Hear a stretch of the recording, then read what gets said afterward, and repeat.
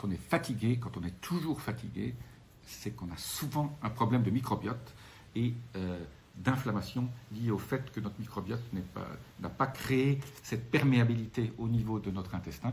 Et donc, moi, je conseille toujours un certain nombre de choses pour assurer la perméabilité.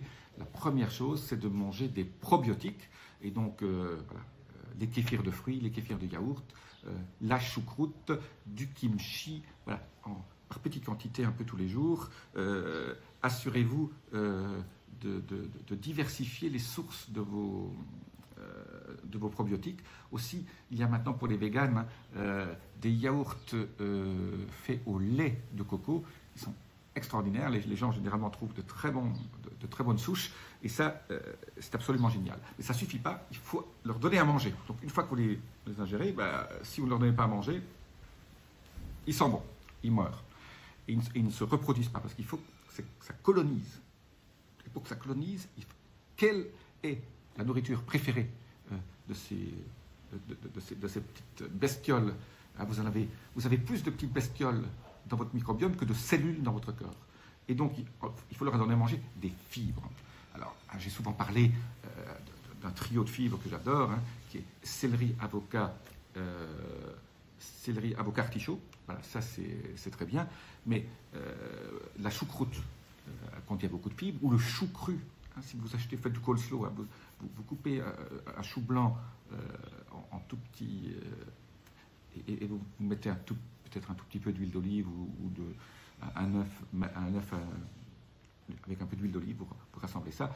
Ça, ils adorent maintenant. Et ça, vous allez voir le lendemain, vous commencez déjà à vous sentir mieux. Donc ça s'appelle des prébiotiques. C'est indispensable. L'avocat, c'est un des meilleurs. C'est facile à manger. Vous mangez ça le matin ou le midi ou le soir, en fonction de votre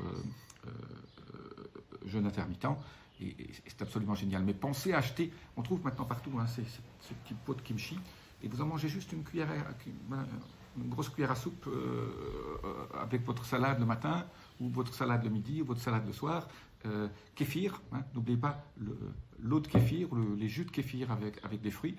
Ça ne contient pas de sucre parce que le sucre est transformé par le kéfir, qui est sûrement pour moi un des meilleurs probiotiques. Donc les gens qui boivent du kéfir tout le temps, j'en connais pas qui ne sont pas en pleine forme.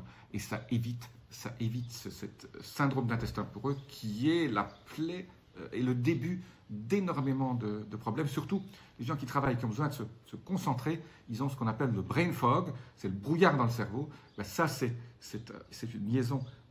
Ce qui se passe dans le cerveau au niveau de votre capacité à être focused, à être concentré, mais ça se passe dans votre intestin, et c'est lié à votre microbiote. Donc, alors vous pouvez aussi acheter des probiotiques en petites gélules, mais bon, c'est quand même tellement plus simple de manger des probiotiques naturels.